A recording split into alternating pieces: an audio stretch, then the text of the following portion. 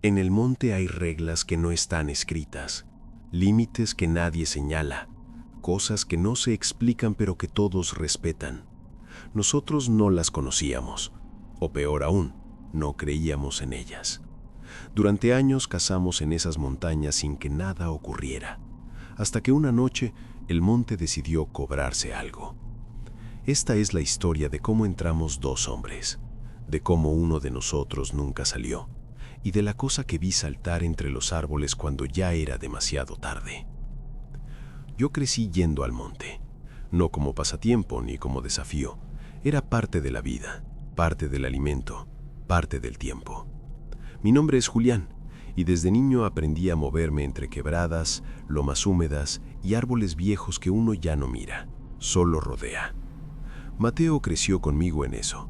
Nos conocíamos desde muchachos. Cazábamos juntos desde hacía años, siempre en las mismas zonas del occidente colombiano, siempre regresando antes del tercer día. Nunca hubo necesidad de más.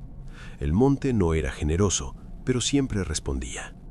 Por eso, cuando los animales empezaron a escasear, no pensamos que fuera algo fuera de lo normal. Salimos un lunes antes del amanecer. La decisión estaba tomada desde hacía semanas. Íbamos a internarnos más de lo habitual. 4 noches. Era más de lo que acostumbrábamos, pero no era una locura. Teníamos experiencia, armas, comida y el cuerpo acostumbrado al terreno. El primer día fue completamente normal. Caminamos durante horas por terreno conocido. El aire estaba húmedo, con olor a tierra mojada. Vimos huellas viejas, nada reciente. Armamos el primer campamento al caer la tarde, cerca de una quebrada clara. Comimos sin apuro. Hablamos de cosas sin importancia. Dormimos bien. La primera noche no pasó nada. El segundo día avanzamos más arriba, hacia una zona menos transitada. El monte se cerraba un poco más, pero seguía siendo reconocible. No vimos animales, pero eso no nos alarmó. Hay días así. Caminamos despacio, observando, midiendo el terreno. A media tarde, Mateo dijo algo que en ese momento no pesó demasiado. «Está como callado, ¿no?» Miré alrededor. Era cierto. Había menos sonido del habitual. Menos pájaros, menos movimiento. Le dije que tal vez era el clima, que la humedad a veces hacía eso. Seguimos caminando. Armamos el segundo campamento antes de que oscureciera del todo, no porque estuviéramos cansados, sino porque el terreno no ofrecía mejores opciones más adelante. Encendimos fuego sin dificultad. Cenamos poco. El día había sido largo. Esa segunda noche dormí mal. No por ruidos, no por pesadillas, por sensación. Me desperté varias veces con la impresión de que el aire estaba más pesado dentro de la carpa, como si costara respirar normal. En una de esas veces escuché algo afuera. No pasos, no ramas, solo un movimiento leve, difícil de ubicar. Asomé la cabeza y no vi nada. Mateo dormía. Pensé que era su gestión. Me volví a acostar. Cuando amaneció, sentí el cansancio como si no hubiera descansado del todo. Mateo también lo notó. Tenía los ojos rojos, el cuerpo lento. Ninguno dijo nada. Desayunamos en silencio. Sabíamos que ese día tendríamos que internarnos aún más y que el monte, por primera vez en muchos años, no se sentía del todo dispuesto a dejarnos pasar. El tercer día avanzamos más lento. No porque quisiéramos, sino porque el cuerpo no respondía igual. El cansancio de la noche mal dormida se sentía pesado en las piernas. Caminábamos en silencio, atentos a cualquier rastro, pero el monte seguía vacío. Ningún animal, ninguna huella reciente. Nada. La niebla apareció temprano. No era espesa, pero se quedaba baja, pegada al suelo, obligándonos a virar siempre hacia adelante con cuidado. Varias veces tuve la sensación de que el sendero se repetía, como si estuviéramos rodeando el mismo punto. Mateo se detuvo más de una vez a orientarse, algo que nunca hacía. «Esto no cuadra», dijo en voz baja. «Deberíamos haber salido ya a la parte alta». No supe qué responderle. Seguimos subiendo. A media mañana el monte empezó a callarse de verdad. No fue de golpe, Primero dejaron de escucharse los pájaros, luego los insectos. El silencio se volvió tan limpio que el sonido de nuestras botas parecía exagerado, fuera de lugar. Fue entonces cuando apareció el olor.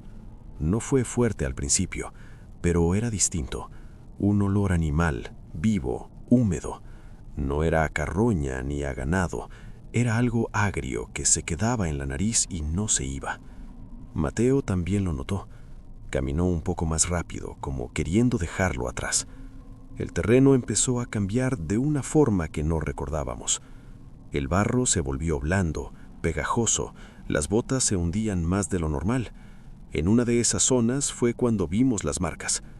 No eran huellas claras, no tenían forma definida. Eran hundimientos irregulares, como si algo pesado hubiera caído una y otra vez sobre el mismo punto. No había rastro de arrastre, no había pasos normales alrededor. Mateo se agachó, tocó el barro y frunció el ceño. No es de animal, dijo, pero tampoco es de persona. Seguimos caminando sin decir nada. El cansancio empezó a sentirse raro, no como agotamiento normal, sino como si el cuerpo estuviera perdiendo fuerza más rápido de lo debido. Mateo se detuvo varias veces a tomar aire. Yo sentía un peso constante en el pecho, como si respirara aire húmedo todo el tiempo. Decidimos acampar antes de lo planeado, no porque quisiéramos, porque no podíamos seguir igual. Armamos el campamento en un lugar que no nos gustaba, demasiado cerrado, con poca visibilidad. El fuego tardó en prender. Cuando lo hizo, la llama se movía inestable, subía y bajaba sin razón clara. Al caer la noche, el olor volvió, más fuerte. Se mezclaba con el humo del fuego y lo hacía pesado, incómodo. Nos sentamos cerca sin hablar. Escuchábamos. El monte no estaba muerto, pero tampoco vivo como siempre. Era otra cosa. En algún momento escuchamos respiración. No pasos, no ramas. Respiración lenta, profunda, que parecía moverse alrededor del campamento sin un rumbo fijo. A veces parecía estar cerca, a veces lejos. No veíamos nada. Luego vino el golpe. Un solo sonido seco. ¡Tap! Cerca. Mateo apretó la escopeta. Yo sentí un escalofrío subir por la espalda. Esperamos. El golpe no se repitió. El silencio volvió a cerrarse. Esa noche no dormimos. Mateo empezó a murmurar cosas sin estar dormido del todo. Decía que sentía el cuerpo pesado, que algo le estaba chupando la energía. Yo sentía lo mismo, pero no lo dije. Antes del amanecer, el sonido regresó. Tap, tap, tap. Más lejos, rítmico, constante. Cuando aclaró, revisamos el perímetro. El barro alrededor del campamento estaba lleno de hundimientos confusos. No huellas claras, no rastros definidos, como si algo hubiera rodeado el campamento durante la noche sin caminar del todo. Mateo me miró con una seriedad que nunca le había visto. «Mañana nos vamos», dijo. «Apenas aclare bien». Asentí. No discutimos. No sabíamos que esa decisión llegaba tarde, porque el monte ya nos había sentido. El cuarto día amaneció despejado. Eso debería haber sido una buena señal, pero ninguno de los dos lo sintió así. El cansancio era profundo, pesado, como si el cuerpo hubiera pasado la noche despierto sin permiso. Levantamos el campamento en silencio, con la idea fija de salir del monte antes de que anocheciera. No lo logramos. El terreno se cerró más de lo esperado. La luz empezó a irse demasiado rápido. Cuando entendimos que no saldríamos ese día, armamos el campamento sin discutirlo. El fuego prendió bajo, inseguro. La noche cayó de golpe. El olor volvió, denso, animal, tan cercano que parecía respirar con nosotros. Mateo se levantó y dijo que iba a orinar. No pidió linterna. La tomó y se alejó unos metros, lo justo para desaparecer entre los troncos. Yo me quedé sentado, mirando el fuego, con la escopeta apoyada en las piernas. Entonces escuché el primer sonido. Tap. Seco. Después otro. Tap. No eran pasos. La linterna de Mateo se sacudió de golpe. El haz de luz barrió los troncos, el suelo, las raíces, y entonces se detuvo. Ahí fue cuando la vi de frente. No salió del monte como lo haría una persona. Apareció. Como si siempre hubiera estado allí y la luz solo lo hubiera descubierto por error. Estaba completamente desnuda. El cuerpo era alto, huesudo, tenso, cubierto de una piel oscura y manchada, como curtida por la humedad y los años. Su cabello le caía en mechones largos, sucios, enmarañados, pegados al rostro, y aún así pude verle la cara. Tenía facciones humanas mal hechas, los pómulos demasiado marcados, la mandíbula alargada, la boca abierta en una mueca que no era sonrisa. Cuando levantó la cabeza, la luz le dio de lleno en el rostro y vi los colmillos, largos, amarillentos, sobresaliendo incluso con la boca apenas entreabierta. Sus ojos reflejaron la linterna con un brillo animal, bajo, fijo, sin parpadear.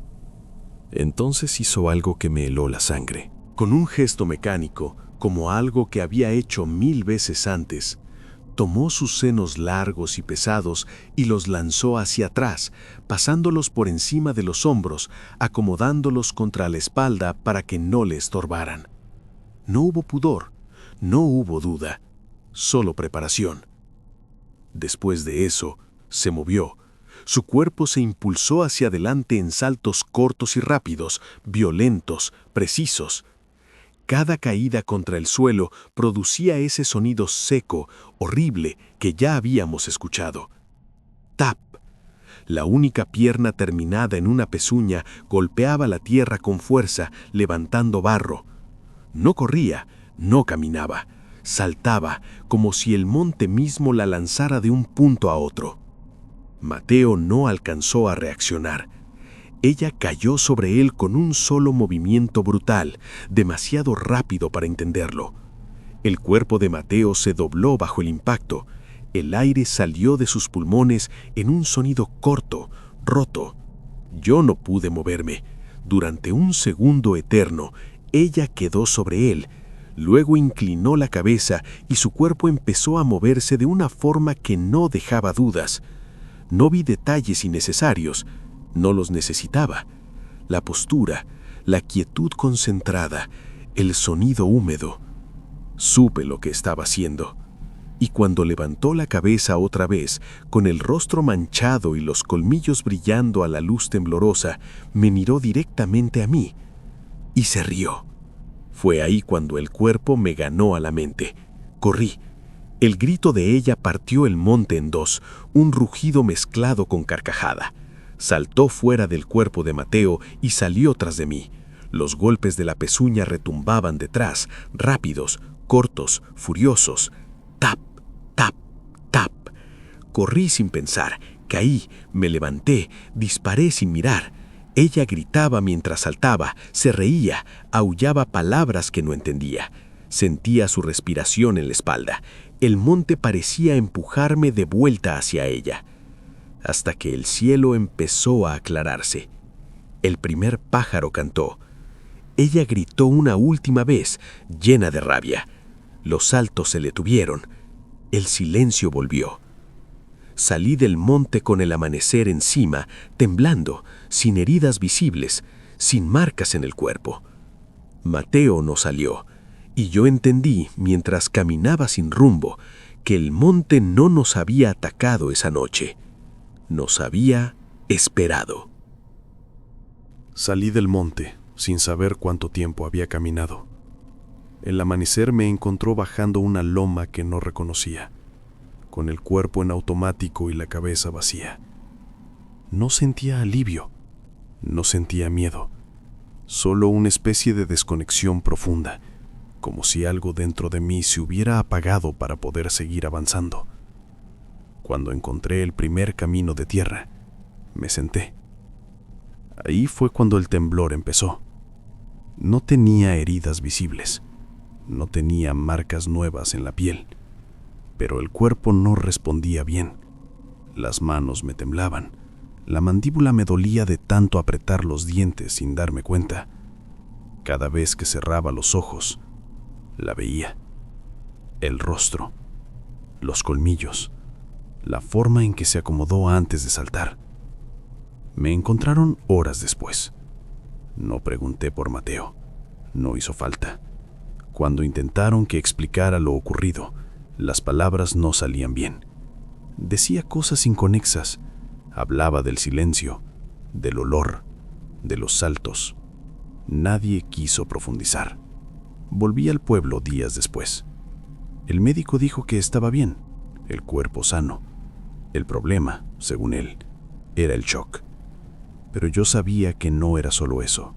Desde esa noche, algo en mí no volvió a estar completo. Empecé a despertar sobresaltado, empapado en sudor, con la sensación de que algo respiraba cerca. El olor regresaba en sueños. A veces al caminar por zonas húmedas, el cuerpo se me tensaba solo, como si esperara el sonido. Tap. Nunca volví al monte. Años después, hablando con un viejo de la región, escuché el nombre por primera vez. Dijo que en esas zonas no se caza de noche, que hay lugares donde el monte no se atraviesa después de que el sol se va. No pregunté más, porque yo ya sabía.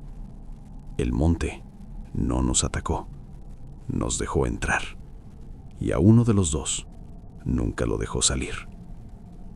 En muchas zonas del país todavía hay lugares donde nadie entra de noche, no porque falte camino, sino porque sobra memoria. Yo sobreviví, pero el monte se quedó conmigo. Si esta historia te hizo dudar antes de apagar la luz, si te recordó que hay cosas que no deberían buscarse, entonces suscríbete. Aquí seguimos contando los relatos que el monte no quiere que se repitan.